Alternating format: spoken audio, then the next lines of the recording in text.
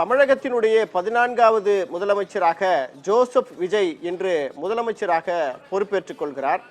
அதற்கான நிகழ்ச்சி இன்னும் சற்று நேரத்தில் தொடங்க இருக்கிறது. காலை 10 மணிக்கு பதவியேற்பு விழா நடைபெறும்.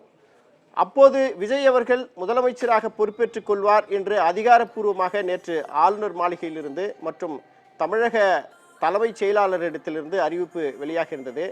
அதனுடைய அடிப்படையில் அதற்கான நிகழ்ச்சிகள்லாம் வெகு விமரிசையாக தற்போது நேரு உள் விளையாட்டு அரங்கத்தில் நடைபெற்று கொண்டிருக்கிற அந்த காட்சிகளை நாம் தொடர்ந்து பார்த்து கொண்டிருக்கிறோம். தனது நீலாங்கரை இல்லத்திலிருந்து முதலமைச்சராக பதவியேற்றுக் கொள்வதற்காக விஜய் அவர்கள் அதாவது கான்வாய் வாகனங்களுடன் போலீஸ் பாதுகாப்பு வாகனங்களுடன் அவர் நீலாங்கரை இல்லத்திலிருந்து அடையார் வழியாக சாலை மார்க்கமாகவே அவர் நேரு விளையாட்டு அரங்கத்தை அடைந்திருக்கிறார். அதற்கான காட்சிகள் திரையில் வந்து கொண்டிருக்கிறது. அது மட்டுமல்ல, இதுவரை அரசியலில் இல்லாத அளவிற்கு முதலமைச்சராக பொறுப்பேற்றுக் கொள்ள இருக்கிற விஜய் அவர்கள் பேண்ட் சட்டை அணிந்து அந்த பதவியேற்பு விழாவில் கலந்து கொண்டிருக்கிறார். என்றால் ஒரு அரசியல் தலைவர் என்றால் வழக்கமாக வேட்டி சட்டை அணிந்து பதவியேற்றுக் கொள்வார்கள். இது ஒரு வழக்கமாக இருந்தது.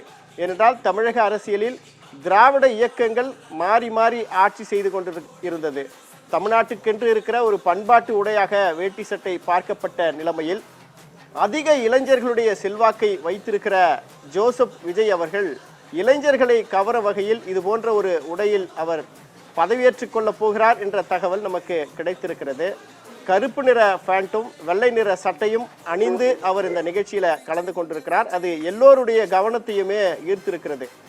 அது மட்டுமல்ல, விஜய் அவர்கள் நேரு விளையாட்டு அரங்கத்தை நெருங்கியவுடன் அவருக்கு காவல் உயர் அதிகாரிகள் மற்றும் தமிழக அரசியலில் இருக்கிற முக்கிய பிரமுகர்கள் மற்றும் IAS IPS என அனைத்து உயர் அதிகாரிகளும் ஒட்டுமொத்தமான பியூரோக்ரசி என்று சொல்வார்கள், அரசு இயந்திரம், அந்த அரசு இயந்திரத்தை இயக்கக்கூடிய அதிகாரிகள் அனைவரும் ஒன்று திரண்டு அவருக்கு பூங்கொத்து கொடுத்து அவரை வரவேற்றிருக்கிறார்கள். இது ஒரு புறம் இருக்கிற நிலைமையில் சென்னை விமான நிலையத்தில் காங்கிரஸ் கட்சியினுடைய தலைவர் ராகுல் காந்தி அவர்கள் வருகை தந்த அந்த காட்சிகளையும் நாம் பார்க்க முடிந்தது. அவரும் விமான நிலையத்தில் இருந்து அவர் நேரடியாக நேரு உள் விளையாட்டு அரங்கத்தை நோக்கி வந்து கொண்டிருக்கிறார். இன்னும் சற்று நேரத்தில் அவர் அந்த பதவியேற்பு விழாவில் அவரும் கலந்து கொள்வார் என்று எதிர்பார்க்கப்படுகிறது.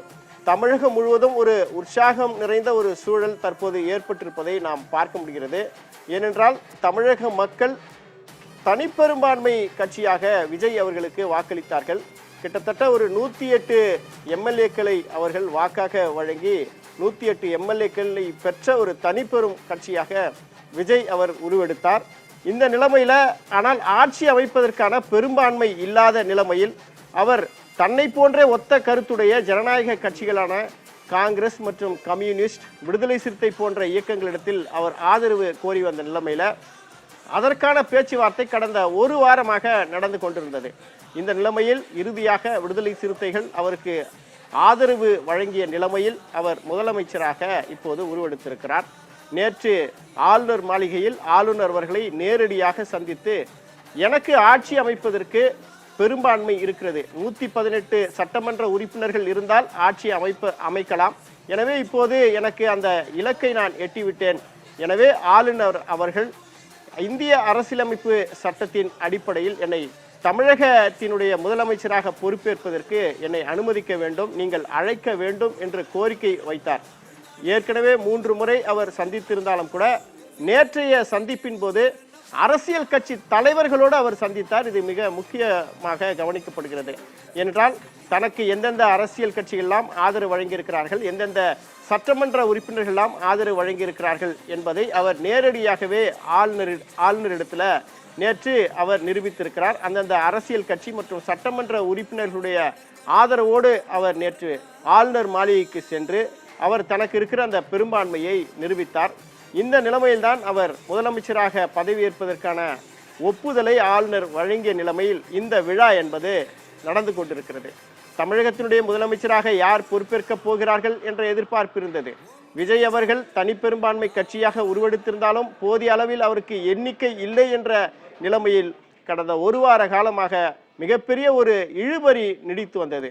இதன் காரணமாக தொடர்ந்து அதாவது யாரெல்லாம் மதசார்பற்ற கூட்டணியை விரும்புகிறார்களோ அது போன்ற கட்சிகள் எனக்கு ஆதரவு வழங்கலாம் என அவர் அறிவித்ததனுடைய அடிப்படையில் காங்கிரஸ் கட்சி விரைந்து வந்து அவருக்கு 5 சட்டமன்ற உறுப்பினருடைய ஆதரவை வழங்கியது. அதைத் தொடர்ந்து 2 இடதுசாரிகள் கட்சி எனப்படுகிற சிபிஎம், சிபிஐ ஆகியோர் தலா 2 சட்டமன்ற உறுப்பினர்களை வைத்து 4 சட்டமன்ற உறுப்பினருடைய ஆதரவை வழங்கினார்கள். இறுதியாக இன்னும் 2 சட்டமன்ற உறுப்பினருடைய எண்ணிக்கை தேவைப்படுகிறது. அந்த ஆதரவு கிடைத்தால் மட்டுமே அவர் ஆட்சி அமைக்க முடியும்.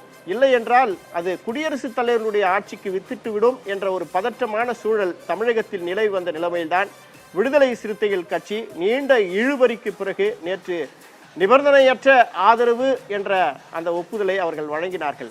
விடுதலை சிறுத்தைகள் கட்சியினுடைய தலைவர் தொல் திருமாவளவன் இது தொடர்பாக செய்தியாளர்களை சந்தித்த போது என்ன சொன்னார்னா, தமிழகத்தில் குடியரசுத் தலைவருடைய ஆட்சி வந்துவிடக் கூடாது என்ற நோக்கத்திற்காக நாங்கள் விஜய்க்கு ஆதரவு வழங்கியிருக்கிறோம் என்று தெரிவித்திருந்தார்.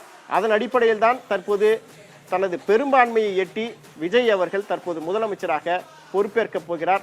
இன்னும் சில மணித்துளிகளில் அவர் முதலமைச்சராக, தமிழக முதலமைச்சராக அவர் பொறுப்பேற்கப் போகிறார். ஆளுநர் மாளிகையில் இருந்து ஆளுநர் நேரடியாக இந்த நிகழ்ச்சியில் கலந்து கொள்வார். அது மட்டுமல்ல, தமிழகத்தினுடைய உயர்நீதிமன்ற தலைமை நீதிபதி கலந்து கொள்ள இருக்கிறார். உயர் அதிகாரிகள் எல்லாம் அங்கு வருகை தந்திருக்கிறார்கள். மிகுந்த போலீஸ் பாதுகாப்பு, 4 அடுக்கு இல்ல 5 அடுக்கு பாதுகாப்புடன் நேரு ஸ்டேடியம் தற்போது முழுவதுமாக காவல்துறையுடைய கட்டுப்பாட்டில் வந்திருக்கிறது.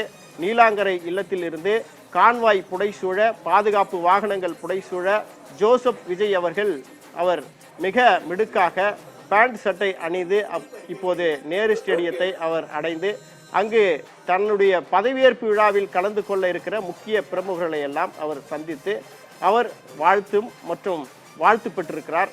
இந்த நிலையில் இன்னும் சற்று நேரத்தில் பதவியேற்பு விழா என்பது தொடர்ந்து நடைபெற இருக்கிறது. மிக முக்கியமாக விஜய் அவர்கள் திரைத்துறையை சேர்ந்தவர் என்ற காரணத்தினால பல்வேறு திரை பிரபலங்களும் இந்த நிகழ்ச்சியில கலந்து கொண்டிருக்கிறார்கள். முக்கிய அரசியல் கட்சிகள் கலந்து கொண்டிருக்கிறார்கள். ஏற்கனவே விஜய் அவர்களுக்கு ஆதரவு கொடுத்திருக்கிற கட்சிகளுடைய முக்கிய புள்ளிகள் கலந்து கொண்டிருக்கிறார்கள். இடதுசாரி தலைவர்கள் கலந்து கொண்டிருக்கிறார்கள். காங்கிரஸ் கட்சியை சேர்ந்தவர்கள் கலந்து கொண்டிருக்கிறார்கள். விஜய் இந்த சட்டமன்ற தேர்தலை தனித்து நின்று, எந்த கூட்டணியும் இல்லாமல் தனித்து நின்று அவர் ஆட்சியை கைப்பற்றியிருந்தாலும் கூட தனக்கு பெரும்பான்மை கிடைக்காத நிலைமையில தேர்தலுக்கு பிந்தைய ஒரு கூட்டணியை அமைத்து அவர் இப்போது ஆட்சியை கைப்பற்றியிருக்கிறார் என்றுதான் நாம் சொல்ல வேண்டும்.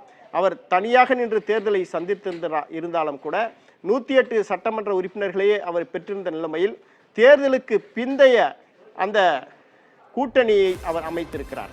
காங்கிரஸ் கட்சி 5 சட்டமன்ற உறுப்பினர்களை வைத்திருக்கிற நிலைமையில் தேர்தலுக்கு பிறகாக அவருக்கு ஆதரவு வழங்கியிருக்கிறார்கள். 2 கம்யூனிஸ்ட் கட்சிகளும் வெளியிலிருந்து ஆதரவு நாங்கள் தருகிறோம் என்ற அறிவிப்பை வெளியிட்டிருக்கிறார்கள். விடுதலை சிறுத்தைகளும் அதே நிலைப்பாட்டை இப்போது எடுத்திருக்கிறது. இப்படியாக அவர் ஒரு கட்டத்தில் முதலமைச்சராகவே பொறுப்பேற்கக்கூடிய ஒரு சூழல் உருவாகி இருக்கிற நிலைமையில் ஒரு மகிழ்ச்சியான சூழல், மகிழ்ச்சியான மனநிலை தமிழக இளைஞர்கள் மத்தியில், குறிப்பாக தாவேகா தொண்டர்கள் மத்தியில் எழுந்திருக்கிறதை நாம் பார்க்க முடிகிறது. 1967க்கு பிறகு அதிமுக, திமுக என்ற மிகப்பெரிய திராவிட இயக்கங்களுடைய மாற்று வடிவமாக இப்போது தாவேகா உருவெடுத்திருக்கிறது. 1967லிருந்து திமுக அல்லது அதிமுக என்ற 2 மாபெரும் இயக்கங்களும் தான் தமிழகத்தை ஆட்சி செய்து வந்த நிலைமையில் கிட்டத்தட்ட 56 ஆண்டுகளுக்கு பிறகாக திமுக அதிமுகவுக்கு மாற்றாக தமிழக வெற்றி கழகம் தமிழகத்தை ஆட்சி செய்யக்கூடிய ஒரு சூழல் உருவாகி இருப்பது தமிழக அரசியல் வரலாற்றில் மிக முக்கியத்துவமான ஒரு நகர்வாக பார்க்கப்படுகிறது. இது இளைஞர்களால் ஏற்பட்ட ஒரு மாற்றம் என்றே ஒரு பொதுவான ஒரு மனநிலை தமிழகத்தில் எழுந்திருக்கிறது என்ற காரணத்தினால இளைஞர்களை கவரும் வகையில் விஜய் அவர்களுடைய உடையினுடைய அந்த மிடுக்கு தோரணை இப்போது இருந்து கொண்டிருப்பதை நாம் திரையில் பார்த்து கொண்டிருக்கிறோம். இப்போது நேரம் நெருங்கிவிட்டது. நேரு ஸ்டேடியத்தை சுற்றிலும் போலீஸ் பாதுகாப்பு வளையம் போடப்பட்டிருக்கிறது. காவல் உயர் அதிகாரிகள் அந்த இடத்தில் குவிக்கப்பட்டிருக்கிறார்கள். கிட்டத்தட்ட 5000க்கும் அதிகமான போலீசார் நேரு ஸ்டேடியத்தை சுற்றி பாதுகாப்பு பணியில் தற்போது ஈடுபட்டு கொண்டிருக்கிறார்கள். விஜய் அவர்களுடைய பெற்றோர் சந்திரசேகர், இயக்குனர் சந்திரசேகர் மற்றும் அவருடைய தாயார் சோபா சந்திரசேகர் ஆகியோரும் அந்த நிகழ்ச்சியில் கலந்து கொண்டிருக்கிறார்கள். பெரும் அளவில் தேர்தலுக்கு பிறகாக அமைக்கப்பட்ட அந்த கூட்டணி என்ற காரணத்தினால எந்த கட்சியெல்லாம் அவருக்கு ஆதரவு வழங்கியதோ அந்த கட்சியினுடைய முக்கிய தலைவர்கள்லாம் இந்த நிகழ்ச்சியில் கலந்து கொண்டிருக்கிற அந்த காட்சிகளை நாம் பார்க்க முடிகிறது. தேசிய தலைவர், காங்கிரஸ் கட்சியினுடைய தலைவர், இளம் தலைவராக இருக்கிற ராகுல் காந்தி இந்த நிகழ்ச்சியில் கலந்து கொள்வதற்காக சென்னை விமான நிலையம் சற்று நேரத்திற்கு முன்பாக வந்து இறங்கினார். அவர் காரில் சாலை மார்க்கமாக அவர் தற்போது நேரு ஸ்டேடியத்தை வந்து அடைவார் என்ற எதிர்பார்ப்பு எழுந்திருக்கிறது. இன்னும் சற்று நேரத்தில் அவர் நிகழ்ச்சியில் கலந்து கொள்ள இருப்பதாக நமக்கு தகவல்கள் வருகிறது. எனவே அதிக அளவில் காங்கிரஸ் தொண்டர்களும் அந்த இடத்துல குவிந்திருக்கிறார்கள். இன்றைய நாளை பொறுத்தவரையில் 9 பேர் அமைச்சர்களாக, அதாவது ஜோசப் விஜய் அவர் முதலமைச்சராக பொறுப்பேற்றுக் கொண்டாலும் அவருடன் சேர்ந்து 9 பேர் அமைச்சர்களாக பொறுப்பேற்பதற்கு வாய்ப்பு இருக்கிறது என்ற தகவல் நமக்கு வந்திருக்கிறது. மூத்த தலைவராக இருக்கிற செங்கோட்டையன், அது மட்டுமல்ல புஷி ஆனந்த், இன்னும் ஆதவ் அர்ஜுனா போன்றவர்கள்லாம் இன்று அமைச்சர்களாக பொறுப்பேற்றுக் கொள்வார்கள் என்ற எதிர்பார்ப்பு இருக்கிறது. இங்கு அமைச்சராக பதவியேற்றுக் கொண்டவுடன் விஜய் அவர்கள் தலைமைச் செயலகத்திற்கு செல்ல இருக்கிறார்.